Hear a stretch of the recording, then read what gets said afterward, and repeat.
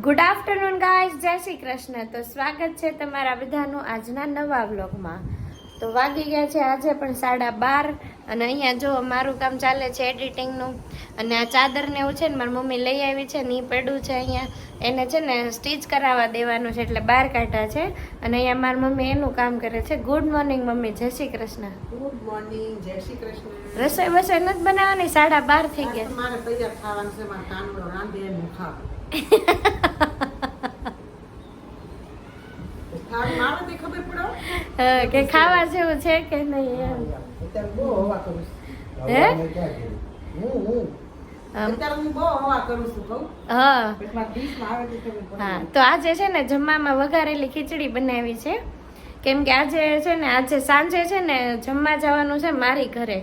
તો આજ સાંજે મારા ઘરે જવાનું છે ને જમવા, એટલે પપ્પા અને ભાઈ બે છે ને ટિફિન નથી લઈ ગયા.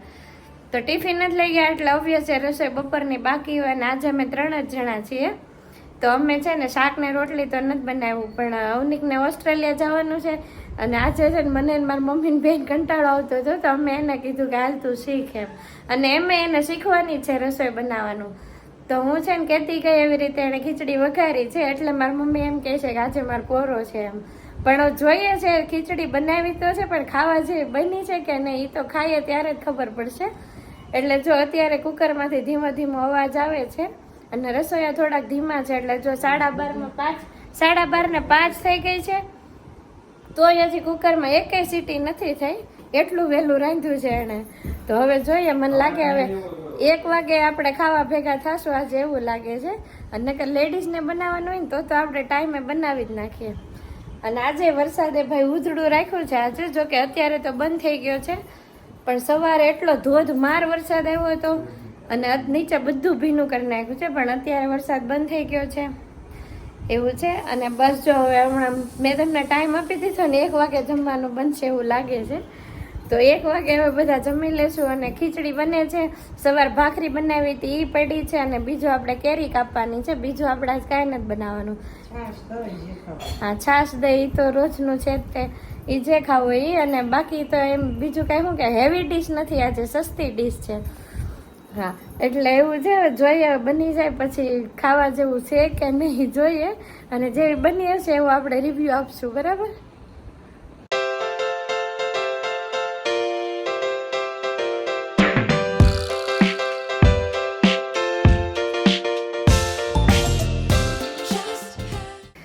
Good evening guys. તો સાંજના વાગી ગયા છે 7 અને આજે તમને જોઈને એવું લાગતું હશે ને કે આજે પાછું કેમ ઘર ફરી ગયું છે. તો આજે છે ને પાછી મારા ઘરે આવી છું. અને ભાભી જો બહુ પતલા થઈ ગયા છે, હાચીને પતલા લાગો થોડાક. કેટલું વજન થયું? 9 કિલો ઘટું? ઓહો હો હો, રેકોર્ડ તોડ નાખ્યો. હું વાત છે. કાંઈ નથી ખાતી, ખાલી ઈજડા ઢોકળા ને એવું જ ખાઉં છું. તો 9 કિલો વજન ઘટી ગયો છે. અને આજે છે ને અમે બધા અહીંયા જમવા આવ્યા છીએ, કેમ કે અવનિક ઓસ્ટ્રેલિયા જવાનું છે ને, એટલે અમારે બધાને અહીંયા જમવાનું હતું.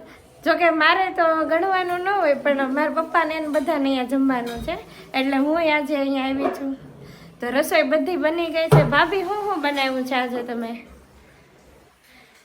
ઈ તો હમણાં બતાવીશ, તમે ખાલી કહો ને. ઈદડા શાક, દાળ, ભાત, પૂરી, શ્રીખંડ હજી રસ્તામાં છે.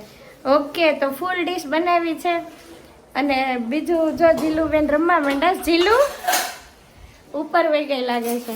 તો અમારું ઘર છે ને રિંકલ લીધે આવ્યા છે, બીજું તો કોઈ નથી આજે. અને રસોઈ બધી બની ગઈ છે, ખાલી પૂરી બનાવવાની બાકી છે. ઓસ્ટ્રેલિયા વાળાને આવું ખાવાનું નહીં મળે. હા, ઓસ્ટ્રેલિયા વાળાને એવું ખાવા નહીં મળે. ને આજે બપોર છે ને અવની કે ખીચડી વઘારી હતી હો બપોરે. એ છે ને 11:15 ઘરે આવ્યો. એ કે રસોઈ બનાવવાનું શું બનાવવાનું છે એમ. તે મારી મમ્મી ખોટે ખોટું એમ કીધું કે આજ તો તારે બનાવવાનું છે એમ. તે ભાઈને સાચીને એમ છે કે હાલ હું શીખું કાંઈક એમ. તે વઘારેલી ખીચડી બનાવી હતી, પણ છે ને હાવ આપણે બનાવીને એવી જ નથી બની, પણ આમ સારી હતી કે હાલે એવી હતી એમ. તું ક્યાં ઊભી હતી? તારે શીખવાડે ને. શીખવાડી હતી, પણ હવે એના હાથમાં બધી વસ્તુ હોય ને આપણા હાથમાં હોય એમ ફેર પડે ને. એટલું નાખવાનું એમ. એટલે મેં એમ કીધું તું પેલા તારી રીતે નાખ, એટલે તને આઈડિયા આવે કેવું બને છે એમ. તો એમ તો મેં ઘણું એને ચીંધ્યું હતું, પણ તોય તે સ્વાદ છે ને આપણે હોય ને એવો નહોતો આવ્યો છે એમ. પણ સારી બની હતી એમ, ખાવા જેવી હતી એમ. એટલે જૈન તરત તો એને આવશે. જો કે નાસ્તો તો ઘણો લઈ જવાનો છે, બાકી બધું તો પછી નાસ્તો ખૂટે પછી તો એને હાથે જ બનાવવાનું છે. પેલા સંજયભાઈ પુણેથી આવ્યા ને, અમે જમીને બહાર ગયા હોય ને તો ઈ મને મદદ કર્યા, ભાતે કરાવે, ખીચડી વઘારેલી ને એવું બધું કરાવડાવે. પણ મયુર તો કોઈ દિવસ ન કરાવે. 1 કલાક મોડું થયું ને તો હાલશે. ઈ પણ બહાર રહેતા હોય ને એને થોડુંક વધારે આવડતું હોય, સમજાણું? આ તો જે અહીંયા જ રહેતા હોય એની પાસે તો આપણે ક્યારે કરાવ્યું ન હોય. આજે ચા બનાવ તો ગૌણી પકડતા મમ્મી નથી શીખવાડ્યું. મમ્મી નીચે છે અને મમ્મીએ જો આ વાત સાંભળી હોત તો અત્યારે ને અત્યારે યુદ્ધ થઈ જાત, મને એવું લાગે. મમ્મી છે ને સીધું એમ જ કે તમને ભાભી કે તો તમને લાવ્યા છે શું કામ? પણ એમને ચા અમે ન હોય ને તે શું કરે ખબર, એમ લે ચા વિના અને અમે ઘરે હોય તો શું કરે ખબર, એમ કે 3 વાગી ગયા ચા મૂકો અને મેં તો જા નાવ બંધ કરી દીધી. એટલે જ તમે પતલા થઈ ગયા છો ને. 9 કિલો ઘટી ગયો, સારું વજન ઘટી ગયું. પેલા હું છે ને બધું કોઈ ખબર ને કે ઘૂંટડો ચા પી લેતી. નહીં, મને તો ખબર જ હતી. મને તો ખબર જ હતી સવારમાં વહેલું તો મારી સિવાય કોઈ હારે હોય નહીં અને બીજા બધા હોય નહીં, અમે 2 જ હોય સવારમાં. બસ મારો રિપોર્ટ કર્યો ને ત્યારે મને ખબર પડી કે મારા હાડકા એટલા બધા નબળા છે. હાવ ચા બંધ કરી. હવે ખબર પડી કે ખાંડ કેટલી નડે છે એમ, હે ને? ખાંડમાં તો અંદર છે ને કબજિયાત એટલો થઈ ગયો એટલે મને નહોતું લાગતું. અને તમે ચા પીતા હતા ને મને તો ખબર જ હતી, બીજા બધા નહોતી ખબર. હા, પણ આપણા શરીરને તો ખબર હોય ને. ખબર, પણ ઓલો રિપોર્ટ કર્યો ને હા ત્યારે મગજને એવું છું ઓલા નથી કેતા સેલ આપ્યા. હા, સેલ પોઝિટિવ વર્ક કરે, નેગેટિવ વર્ક કરે. તો ચા પી લેતા હતા એટલે પછી તો શું કરે યાર. અને પછી હવે હાથે ખબર પડી ગઈ. એમને શરીર ઓલું 4 કિલો ઉતર્યું ને, હા ત્યાંથી આમ લોક થઈ ગયું. હા, પછી તો ઉતર્યું ને એમાં પછી તન્વીએ મારી મદદ કરી. ઈ તો ઇંચ લોસ થતા હોય ત્યારે વાર લાગે, એવું ન હોય એમ નહોતું. તો આપણે કઈ ભૂલ કરવી તોય ચોટી. ઠીક. હા, તમે ભૂલ કરો તો પછી વજન ન ઉતરે. તો બસ આવું બધું ચાલે છે. અને હું બહુ ટાઈમ પછી મારા ઘરે આવી છું ને તો મને છે ને થોડુંક અલગ અલગ હોય ને એવું લાગે છે. પણ હવે તો એવું રહેવાનું. અને અત્યારે તો હું આવી છું, હવે તો કેટલા ટાઈમે આવી છે મને નથી ખબર. ત્યારે એના આંટી આવી છે ને તો સૌથી વધારે ઘરમાં ખુશ છે ને અંકલ નહીં હોય ને એટલે દીવું. હા, સૌથી વધારે ખુશ દીવું છે. બીજા બધા ખુશ છે પણ સૌથી વધારે ખુશ દીવું છે.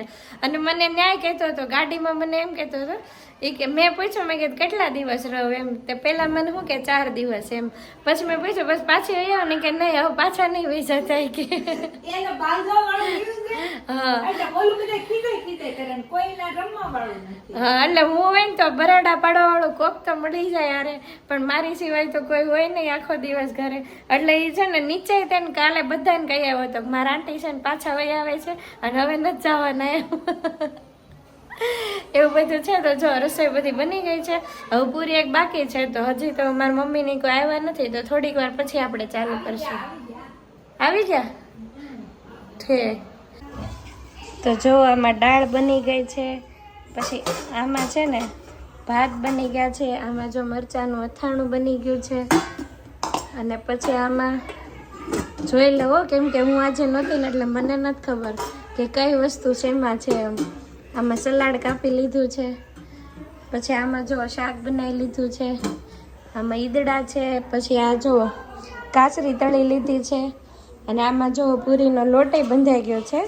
અને હવે છે ને મઠ્ઠો એટલે શ્રીખંડ સોરી એ રસ્તામાં છે, બાકી બધું જો અહીંયા તૈયાર થઈ ગયું છે. તો ગાઈસ વાગી ગયા છે 11 અને અમે છે ને અમારા ઘરે આવી ગયા છીએ. તો બસ હવે સુવાની તૈયારી ચાલે છે.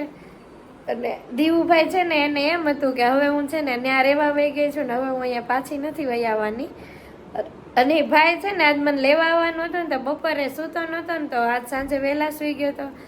એટલે કાલ સવારે હવે એને ખબર પડશે કે હું ત્યાં નથી, હું પાછી વહી આવી છું. એટલે છે ને એ ભાઈ કાલ સવારે ધમપછાડા કરવાના છે એવું મને લાગે છે. હવે જોઈએ, અત્યારે સૂઈ ગયો છે, કાલ સવાર શું કે છે ને હવે ફોન આવશે પાછો કે કેમ વયા ગયા એમ. એટલે હવે કાલ સવાર જોઈએ શું કે છે એમ. તો ચાલો 11 વાગી ગયા છે, તો હવે નાહી ધોઈને સુવાની તૈયારી કરી લઈએ અને પછી કાલે મળીએ નવા વ્લોગમાં નવા કન્ટેન્ટ સાથે. તો આવજો, bye bye, Tata, thank you, good night.